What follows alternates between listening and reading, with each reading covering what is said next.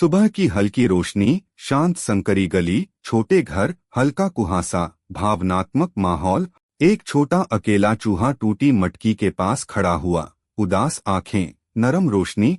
दीवार पर बैठी बिल्ली चूहे को बिना डराए शांत भाव से देखती हुई, गर्म सूरज की रोशनी। वास्तविक टेक्स्ट। चूहा और बिल्ली पास में बैठे हुए, एक दूसरे को शांत आंखों से देखते हुए, नरम सुनहरी रोशनी। भावनात्मक माहौल।